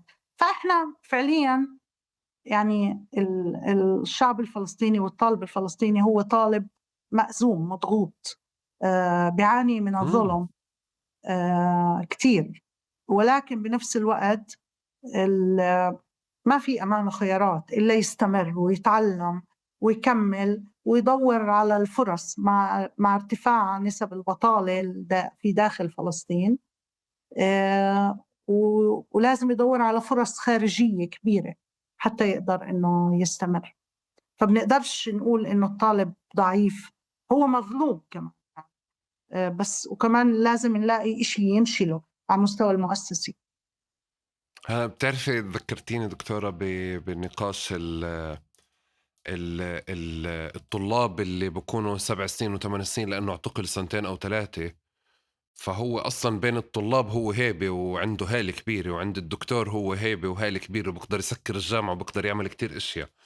وبتعرفي إذا كان فعليا شغال في تنظيم، يعني محسوب على تنظيم ما ولا محسوب على جهاز أمني ما ولا على وزارة ما، فبكون عنده الباكج الكاملة اللي مش وقف على الحاجز 7 سنين 7 ساعات طلب من الأستاذ ينجحه، لأ هون لازم ياخد شهادة شرف. يعني يعني بيشعر هيك إنه هو فعليًا لازم ياخد، مش ينجح بس، لازم كمان يُقدّر كل هذه الأدوار الكتير اللي بيعملها خارج سياق التعليم. طَب بذات السياق هاد إحنا بنحكي على الطلاب، وأحيانًا بننسى المدرسين اللي هم يعني زي ما حكى الأستاذ زياد خداش في حلقة في تقارب بكل إنه الأستاذ صار مسخّم. يعني الطلاب بيطلعوا علي وبيقولوا لي إنك أنت أستاذ والّا هيك. فأنا باجي باتطلّع إذا إحنا بنحكي على حصار، بنحكي على إبادة، بنحكي على قتل، بنحكي على فقر، بنحكي على عدم نزول رواتب، بنحكي على وضع اقتصادي، بنحكي على كل الأسباب اللي كسرت هيبة الأستاذ، هالة الأستاذ، فقدان الأستاذ لثقته بنفسه، وأيضًا فعليًا فقدانه لثقته بالعملية التعليمية ككل مع الإجراءات اللي أنتِ حكيتيها. هذا الحكي قديش بيأثّر؟ خلّيني ألخّص لك إياهم بمصطلح آخر اللي هو الاحتراق الوظيفي يعني، المعلمين وأعضاء الهيئة التدريسية، بدي أحطّه بهذا السياق. مضبوط، كل اللي أنت حكيته بيأثّر بشكل كبير على هيبة المعلم، على قدرته، على سُلطته، مع إنه هلأ أنا عندي وجهة نظر تانية عن قصة السُلطة، إنه التعليم هو عملية إنسانية بحد ذاتها. وهو يعني أصعب مهنة في العالم هو مهنة المُعلِّم، لأنه أنت بدك تكون إنسان، ليس على مستوى إنك انولدت إنسان، ولكن على مستوى أن تمارس إنسانيتك في كل ثانية مع مجموعة من الأفراد المتغيّرين المتباينين المختلفين عن بعض. فأنت في كل لحظة بدك تمارس إنسانيتك، مع إنك بتتعرّض لظلم الاحتلال، مع إنك بتتعرّض للحواجز، مع إنك بتتعرّض لنقص الرواتب، مع إنك بتتعرّض لكل الاحتياجات الاقتصادية، إلا أنه رغم ذلك بتضلّك تثبت إنسانيتك. فالمُعلِّم عن جد مسكين ولكنه عظيم. والمُعلِّم حاليًا في كتير من المناطق الأكثر، يعني في غزة، في جنين، في طول كرم، أثبت إبداعه وقدرته على الابتكار. يعني أنا بدي أحكي عن إحدى المُعلِّمات اللي حملت لوح خشبي وصارت تمشي بين الخيم، وتدرّس أي طالب بتشوفه تقعد تحفظه أنشودة لإعادة بناء الأمل. هاي المعلمة العظيمة مين دفعها تعمل هيك؟ شو اللي خلاها؟ إنسانيتها وإيمانها برسالتها هو اللي خلاها تمشي بين الخيم بغزة حاملة على ظهرها لوح وقلم أو طبشورة والله بجوز أو فحم، وقاعدة كل ما تشوف ولد بتقعد بتحفظه أنشودة عن إعادة بناء الأمل، بس بتعطيها الجرعة وبتروح، أو بتعلمه يكتب اسمه. هاي متعرضة للقصف، هاي عندها نازحة عدة مرات، هاي معهاش فلوس تشتري خبز، كل هذا ما وقفها من إنها تستمر. أنا بعتقد إنه المعلمين الفلسطينيين محاربين ثوار، بيستمروا بالعملية التعليمية رغم كل الاحتراق الوظيفي اللي عندهم. ما عندناش حلول تانية غير إنه إحنا نستمر وهن يستمروا كمان. بس التعليم هلأ ما بيشبه التعليم زمان، كان زمان أقوى بكتير، بس هلأ فرصه أعلى بكتير بكتير بكتير مع وجود كل الانفتاح العالمي والموارد التعليمية المفتوحة وشبكة الإنترنت، إلى أنه طبعا في أي لحظة يتم السيطرة عليها وإسقاطها. إلى أنه في حالة عدم إسقاطها هي موجودة ومتاحة وفرصة كبيرة جدا إلنا كلنا. هلأ أنا بس بدي أعقّب دكتورة بسياق نقاش السُلطة. أنا باعتقد إحنا الجيل اللي انكسرت سُلطة الأستاذ عنده، يعني قُدّامه. بمعنى لإنه باتذكّر كانوا الأساتذة قُدّامنا يحملونا جميلة أو يعني يستنكروا إنه لمّا بيذكّرونا إنهم لمّا كانوا بيمشوا بالشارع الطلاب كانوا بيهربوا منهم. أو إنه كيف كان سلوك العائلة أو المجتمع فعليًا مع الأستاذ، عاطيه حصانة وعاطيه كل السُلطة عشان فعليًا يقوم، وحتى بجانب كبير منها باعتقد إنه سلبي جدًا يعني. فباعتقد إنه هاي الحالة السلطوية السلبية اللي يمكن اتفضلتِ فيها حضرتِك، اللي بتنفي جانب من التجربة الإنسانية، راحت من فترة واليوم هيك قلّت أكثر وأكثر. بس بعتقد في شيء بتعلق بمكانة الأستاذ، مش من مكان سلطته، من المكان اللي هو بيحتاجها، القدر اللي هو بيحتاجه عشان يعرف يدرس، عشان يعرف يلهم، عشان يعرف يحرض الطالب على الإبداع. في إشي هون بالصورة بعتقد إنه انضرب أو تغير. بس أحيانا بقعد أفكر، طب يمكن في إشي عند الطلاب نفسهم تغيروا بذات الوقت. هل إحنا فعليا نقدر نقول كمان إنه مكانة الأستاذ ككل في المجتمعات تغيرت، لأنه كمان عند أهل الطلاب تغيرت؟ هلأ إذا بنروح على مكان تاني في النقاش، العلاقة في الجيل المواطن الرقمي. الأطفالنا حاليا وطلبة المدارس تفوقوا على أهاليهم وعلى أساتذتهم في مجال الرقمنة، وصاروا هن مواطنين في العالم الرقمي. المعلم أو ولي الأمر اللي ما قدر يواكب هذا الموضوع صار عنده اختلت صورته أمام طالبه، لأنه بطل المعلم هذا يمتلك معرفة ومهارة أعلى من الطالب. فهون صار في اختلال، وهذا بنشوفه كتير لما بيجي ممكن حتى يعني الأمهات والآباء بطلبوا من أولادهم إنهم يساعدوهم في كتير من الأشياء الرقمية. بالمدرسة موجود المهارات المطلوبة للمدرسة المستقبلية. إذا المعلم ما واكب وأخذ هاي المهارات وتدرب واستثمر بنفسه، وأنا بلاحظ في كتير من المعلمين حاليا بالذات هلأ ما صار في تعلم إلكتروني أكتر، طلبوا تقاعد مبكر. طلبوا إنه استسلموا، إنه أنا خلص ما بقدر أعلم بهاي الطريقة، الطلبة بيعرفوا أكتر مني، انسحبوا من المشهد. فأنا بعتقد إنه نعم في إشكالية إذا المعلم ما بيواكب التطورات اللي عمالها تصير في العملية التعليمية وفي سرعة التعلم وفي التعلم الذاتي وفي التأثير الرقمني على التعليم، وحاليا تأثير الذكاء الاصطناعي وتطبيقاته على العملية التعليمية، رح يصفي، رح هذا يقلل أكثر من قيمة المعلم، لأنه الطالب صار بيعرف أكثر منه. فهون إحنا أمام مشكلة حقيقية. هو السؤال اللي بيجوز أنا بدي هلأ أتحداك، هل فعلا إحنا بحاجة لمدارس ولا معلمين في هذا العصر اللي إحنا فيه؟ بعرفش أحمد شو رأيك؟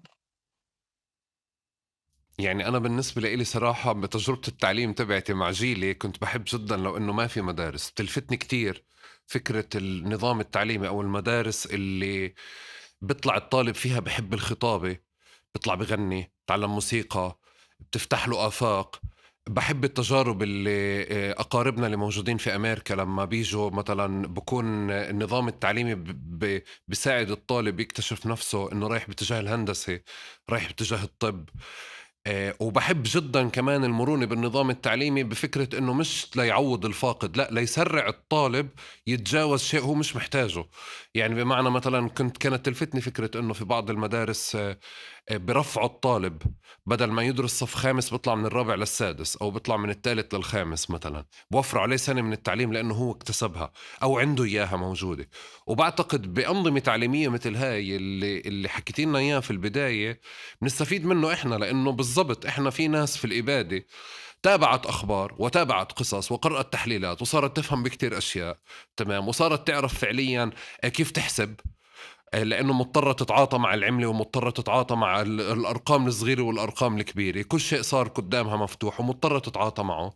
وفكرة حتى بالنسبة لإلي كان يلفتني النقاش إنه إحنا لما بنحكي على الطلاب أو بنحكي على الأطفال اللي موجودين، في أدوار انفرضت عليهم هم كتير أكبر منا. يعني أنا بعتقد إنه بجيل الانتفاضة الثانية إحنا كلياتنا بالمدرسة كان لازم نكون زلام عم مبكرا، يعني نكون مناضلين أو مقاتلين أو نتقمص هذه الصورة بشكل مبكر جدا.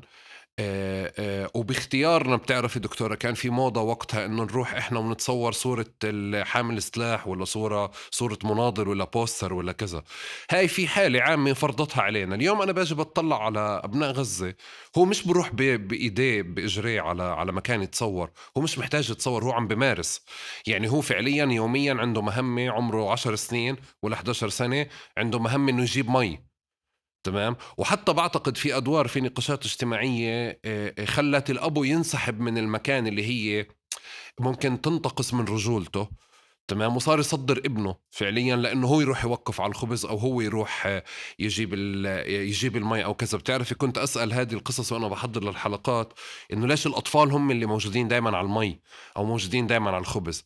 فبتشوفي في معادلة اجتماعية صبّت ناحية إنه الأطفال يتعلّموا ويستفيدوا أكتر ويكتسبوا تعليم أكتر. أنا زيِّك بافكّر مستحيل ما بزبط يرجعوا على المدرسة زي كإنه ما عاشوا أي تجربة أو يعني يشعر بإنه هو بده يعوّض ما فاته بصف تاني وتالت ورابع. هو already عدّى يعني هذه القصة. هيك باشوف الموضوع يعني. بس أنا بالنسبة لإلي يعني كل فكرة إنه نروح وناخد 6 حصص وحصة الفن الحصة التافهة عشان أستاذ الإنجليزي ياخدها ولأنه شايفنا يعني ساقطين، أو حصة الموسيقى نفس الشيء. هاي يعني باعتقد لأ، هذا مش نظام تعليمي أنا باحبه ولا باحب أحط ولادي فيه يعني.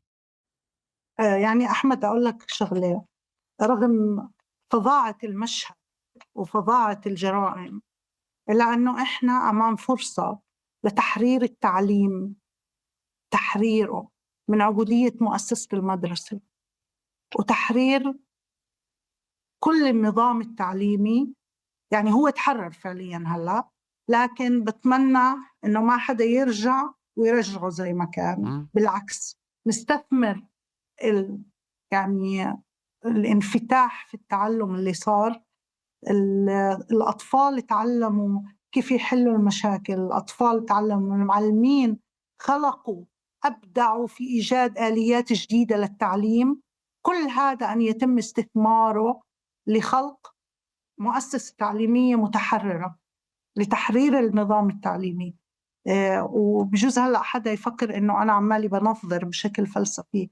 لا، أنا ما بنظر، أنا معتقدة ومؤمنة بأنه المدرسة هي نظام عبودي.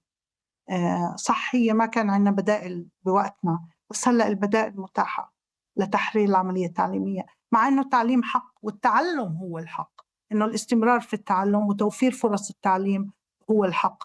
فيعني عبودية المدرسة، ما بدنا حرب عشان تكسر المدرسة، لا بدنا ولا بدنا عدوان. ما حدش يفهم يعني السياق بمنظور آخر، لا، لكن هو حصل وإحنا صار عملية تعلم كتير كبيرة. بدنا نجسد العملية التعلم اللي صارت هاي، انخلق نظرية جديدة للتعلم، هي في إعادة بناء الحياة. إحنا أول ما ننولد بنتعلم الحكي بدون مدرسة، ما حدا بيودينا على المدرسة عشان نتعلم نحكي، ولا حد بيودينا على المدرسة عشان نتعلم كيف ناكل أو نقوم بالحركات أو حتى نبتسم. اللي صار بغزة حاليا أو بجنين، الأطفال صاروا أمام إما أن تكون أو لا تكون، فهن قرروا يكونوا، فصاروا يعلموا حالهم كل إشي عشان يعملوه. صاروا أعادوا يعني من الصفر. حتى النساء مثلا كثير منهم رجعوا يخبزوا على الحطب، صاروا يحرقوا كتب المدرسة عشان يولعوا نار. هذا بناء التعلم لأجل الحاجة ولأجل الحياة. ما بدنا هذا يكون هو يعني هذا مش إشي سعيد، لكن هو بيخلق نظرية الوجود وكيف يمكن أن نستمر. وبدناش نرجع على الصفر عشان نرجع نعلم المعادلة الرياضية هاي لإيش؟ لأنه لما قعدوا يحفروا عشان يطلعوا طفل من تحت البلاط، الأولاد الصغار، أنا شفت مشهد كتير كتير إنه كيف بدهم يعلقوا العلم الفلسطيني على واحد من الأعمدة.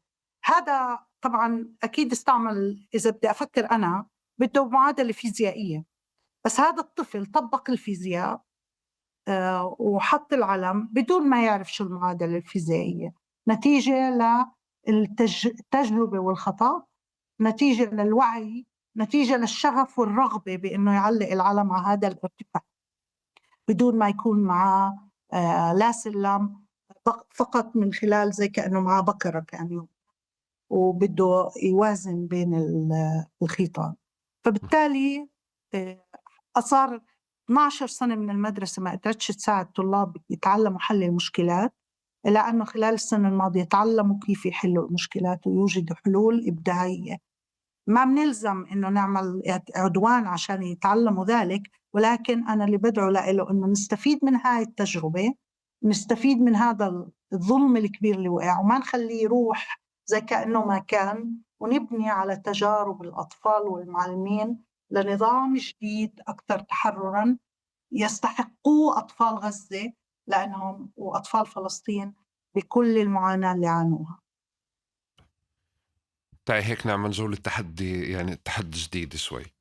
يلا. اتفقنا احنا انا وياكي قبل شوي على قضية انه مش لازم نضل مربوطين بقضية المؤسسة التعليمية الرسمية او المعايير التعليمية الرسمية، بس لحد ما يصير في معايير تانية هي المعايير. كويس. وفي المقابل فعليا أنا عندي يعني بلشنا حوارنا بنحكي بالإبادة المعرفية والإبادة الإبادة المعرفية والإبادة المدرسية. والاحتلال فعليا طوال الوقت بيشتغل على تجهيلنا وتحويلنا إلى أيادي عاملة رخيصة. الواقع اللي احنا منعيشه يا دكتورة بفرض دائما وضع اقتصادي كتير سيء كتير صعب، بخلي الطلاب فعليا يفكروا كيف بدهم يوفروا أكلهم وشربهم وحياتهم. بعرف إنه هذه تجربة الحياة ومدرسة الحياة العظيمة جدا اللي يعني إحنا ممكن أنه ياك نضل نتغنى فيها 3 أيام لقدام، بس بالآخر هذا ما بنتج معرفة وتعليم، خاصة مع آه، شكل سياسي وممنهج من قبل الاحتلال لتجهيلنا. بحالة الضفة الغربية وبحالة غزة ما قبل 7 أكتوبر بأشهر أو سنة أو سنة أكتر من سنة، يعني ما قبل 7 أكتوبر كانت الغاية عند الأجيال إنهم يشتغلوا في الداخل، يشتغلوا في الطبار، يشتغلوا في البناء. وهون إحنا فعليا يعني في شيء اللي سياسي لتجهيلنا أو سياسي لتحويلنا لأيادي عاملة رخيصة. ممكن أجي أطلع عليها بالآخر كأنه يعني عظيم جدا، هدول عم بتعلموا كمان يعني هندسة وبتعلموا رياضيات بشكل البنى، بس بالآخر في يعني سياسة تجهيل عم تطبق علينا. بعتقد شوي مش لازم نتغنى فيها يعني، ولازم نكون حذرين فيها ونتعاطى معها كتسرب من التعليم، من العملية التعليمية ومن التعليم ككل. وبنفس الوقت بروح لمنطق لدائرة بالمقابل في مناطق 48 تحديدا.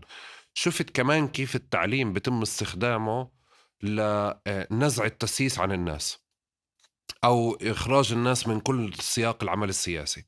بمعنى فيش داعي يتعلموا علوم سياسية وعلم اجتماع وغيرها، بنفع يضلهم يدرسوا طب وهندسة، تمام، وينشغلوا فعليا بالتخصصات العلمية ويكونوا بعاد عن السياسة بشكل كامل. فأنا كمان شفنا هذا الإشي كيف في السياق على سبيل المثال العاملين بالخدمات الصحية قديش بيكونوا مرطين تحت النظام الاستعماري أو تحت مؤسسات الاحتلال ككل.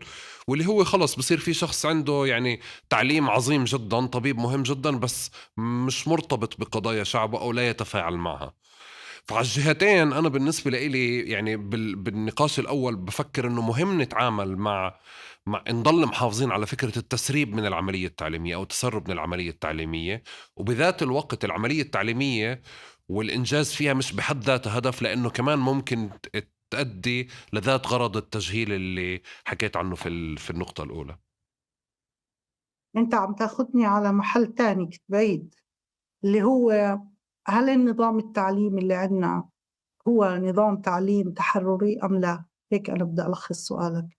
هل هو بيقوم بعملية تثقيف الأفراد زي ما كان زمان ليكونوا مواطنين مقاومين فعالين لفلسطينيتهم؟ النظام التعليمي نظام تعليمي اللي تم بناؤه خلال السنوات الماضية هو ممول ضمن أجندات الممول، والأجندات الممول قد تتوافق مع أجندات الوطن وقد لا تتوافق. فبالتالي في تغريب كبير بالمنهاج، في غربة كبيرة، وصار الحداثة والرغبة بالحصول على المال هدف. كلنا بدنا نعيش وبدنا فلوس، لكن الطريق السريع هو العمل داخل الطرف الآخر. والأعمال الرخيصة لكن هي حاليا مثلا نسبة الفقر ارتفعت بشكل كتير كبير لأنه بطلوا العمال يقدروا يدخلوا.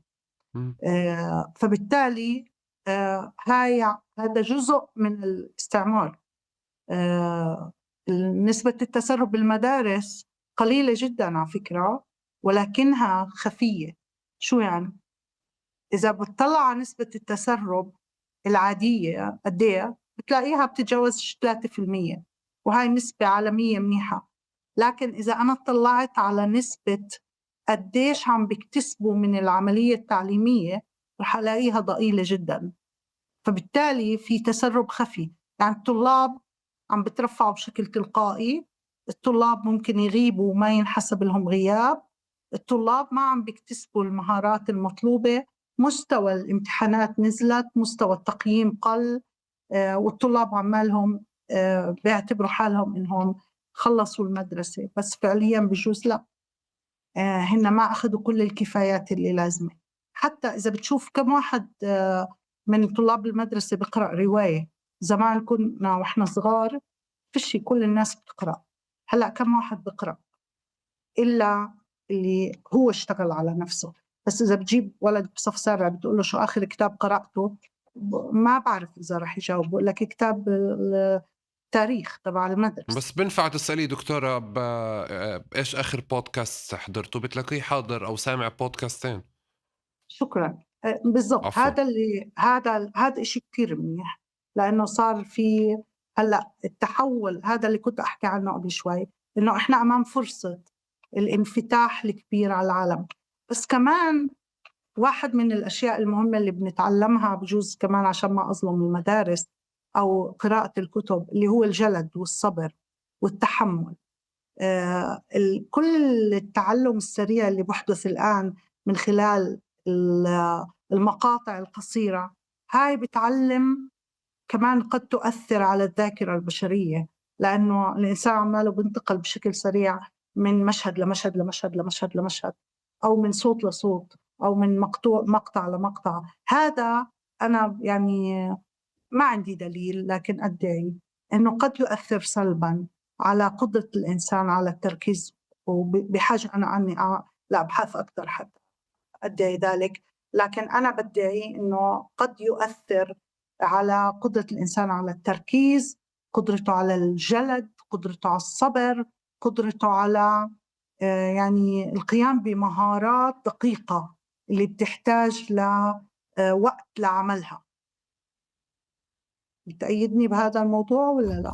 أنا بأيدك وبدي أعطيك المايك لتعطيني التعقيب لأي شيء فاتنا، لأي شيء ما مرقنا عليه، إذا حابة فعليا نضيف شيء أو نحكي شيء في هذا الحوار. لأنه أنا هيك الصورة صارت كتير أوضح عندي، وصراحة كتير مبسوط من فك هيك مقولات إحنا معتادين نحكيها، تفكفكت بشكل علمي واضح، وكمان مش على مستوى نظري بس. فممنون لك، وبدي أعطيك المايك لأنه بتقارب إحنا بنعطي دايما مساحة حرة أوكي. لكل ضيف. تفضلي. في موضوع واحد ما رحنا عليه أنا وياك، بحب أركز عليه، اللي هو الفرق بين الذكور والإناث. آه، مع وجود السيادة بإيد الذكور، إلا أنه وجود العلم بإيد الإناث بشكل أكبر. الإناث بفلسطين عم بيتعلموا، عم بيهتموا بالتعليم بشكل أكبر، لأنه الفرص أمامهم لا تزال محدودة. بخوفني كتير التركيز على معظم الممولين بيركزوا على تعليم الإناث حاليا في المناطق اللي أقل تطوراً، ولكن إحنا بفلسطين عندنا مخاطر متعلقة بتعليم الذكور. واحد منها أسبابها هو إنه كثير من الذكور بدهم يبنوا حالهم بسرعة، فبيختاروا الطرق الأسهل. وواحد من الأسباب العلاقة يعني زي العمل في الداخل، ولكن كمان إنه الرغبة، كل الأشياء، تأثير السوشيال ميديا على الذكور أعلى من تأثيرها على الإناث بشكل عام، في إنه هن بدهم يوصلوا بسرعة كتير كبيرة. أنا بعتقد إنه منيح كتير ننتبه على موضوع الذكور والإناث والفرق بيناتهم في العملية التعليمية. ما ننخدع إنه الإناث بتعلموا أكثر، لأنه حسب الإحصائيات الإناث نسبهم أعلى، لكن تأثير تعليم الإناث في سوق العمل الفلسطيني أو في المنطقة المحيطة قليل جدا، وهذا يعتبر نوع من أنواع الخسارة الاقتصادية، لأنه متم الاستثمار بتعليم الإناث لكن ما في أي عائد من وراء ذلك. الإشي الثاني اللي بحب أنهي فيه إنه إحنا الفلسطينيين موجودين ومستمرين، ورح نبني الأمل ليس كوهم وإنما كمساحة للوجود. فإحنا أو أنا على الأقل بدعي للتفاؤل، التفاؤل الحقيقي اللي بيبني مساحات وجودية وبيبني رؤية مستقبلية، وما ولا مرة إنه نقبل إنه إحنا نكون فقط عابرين من هذا المكان، لا إحنا باقون وسنبقى. دكتورة شكرا. شكرا جزيلا لك، يعطيك العافية. الله يعافيك، شكرا كثير، شكرا لك شكرا. ولفريق تقارب.